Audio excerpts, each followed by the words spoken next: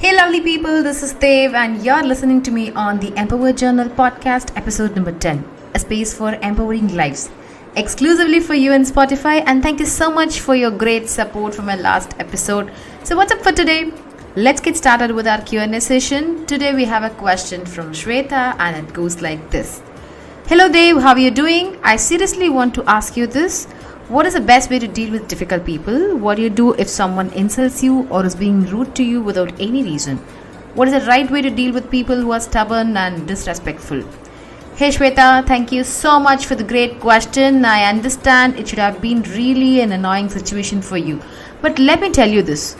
You said being rude to you without any reason, right? Of course there is a reason. The reason may have nothing to do with you, but probably has a great deal to do with them. Because you can't change how someone else behaves, even trying. What you can do is control how you react. Sometimes they are just a bit crazy in their head here. Okay, so let's acknowledge this. It's kind of never ending. There are some difficult people I've come across in my life, and I kind of categorize them into three types. First, they can be attention seekers. Next, people who lack confidence in their ability. And the third one is who overestimates any skill that they have. Yes, unless you run your own company and can fire and hire whoever you want, you are going to run into difficult people every day. So let's find out on today's episode how to manage with difficult people. Just by the nature of world, you will run into strangers whose potential enough to annoy you. They can be your customers at work or at a park or in a private party or even from family. And I understand it is really annoying. So here is my story. I've had the fortune to deal with tons of horrific people over the years. Yes, I didn't mean to say misfortune, fortune. While I still have to convince myself at times, I think dealing with them on occasion is a good way to show my mental courage and improve my communication skills. Trust me, one of the best way to deal with difficult people is to stay calm, smile and agree with them. But it won't work always. Sometimes it can make your anger boil. Of course, it did for me every time. But I wasn't doing it perfectly in the beginning. But over the years, I got better and better. So I've got few ways to help you dilute a toxic person and opt out of the game. Here goes the step number 1. Set limits and boundaries always. You know what? Complainers and negative people are bad news. They crib about their own problems and they want others to join in so that they can feel better about themselves. And nice people often have this pressure to listen to complainers because they don't want to be seen as a rude person. But there is a fine line, between lending a sympathetic ear and getting sucked into the negative spiral. You can actually avoid this only by setting limits and distancing yourself whenever necessary. Just think of it this way. If the complainer were smoking throughout, would you sit there all day inhaling the smoke? Probably not. You would distance yourself. Exactly. And you should do the same with the complainers. This is the area where most of the people tend to get stuck. But if you set healthy boundaries and decide when and where you will engage a difficult person, you can completely control so much of chaos. Step number 2. It's good to ignore in some cases. Before you follow this, consider few things. Because a toxic individual craves too much of attention all the time. Even when it's an occasion to celebrate some others' achievements or success. They will get very loud and they will keep interrupting other people. Being said that, if you choose to ignore them, make sure there are plenty of other people around.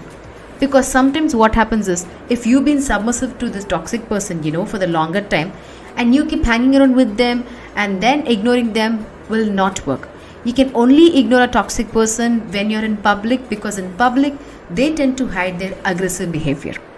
Step number 3, don't ever share secrets with gossipers. Negative people will share deep secrets with others just to seem interesting for the moment. And they will frequently judge or gossip about other people behind their back. If you meet somebody who does this, do not be fooled into thinking that they are gossiping with you because they like you or trust you. Such people will often talk to you about someone in the hopes of that you will agree with them. And you know what? Then they will go and tell the other person what you said, and this will create friction between you two people, leaving a toxic person in complete control of that situation. It's a manipulative method of gaining friends in a social group, so don't fall for it. Step number 4, please avoid conflict. Do not waste energy on pointless conflicts at all. Some people have a need to start conflict with anybody who's willing to argue, even when there is no point to the arguments. That's crazy, right? And you know what? There is no desire to face a healthy debate how to come up with a solution.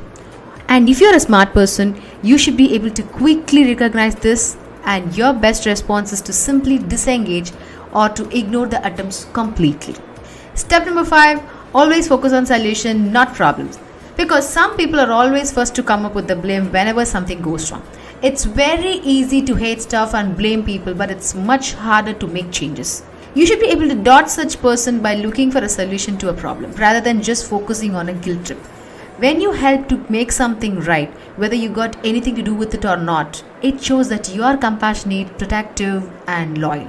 And this will always beat toxic people. And here I come with the last segment, the last tip: spend time with friends.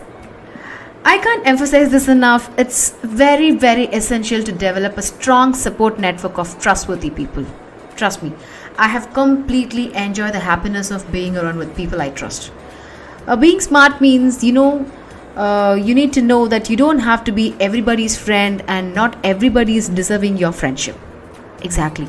True friendship is the rarest and most valuable commodity one can own. So don't allow this to be corrupted by toxic or negative people. Being said that, dealing with toxic people is something we all have to confront in our lives on an everyday basis. These people will some way or other will find a way into other people's lives to manipulate others to suit their needs. But you know what? You don't have to let them ruin your life or stop your progress. I strongly believe trying out these techniques will allow you to handle difficult people with much ease.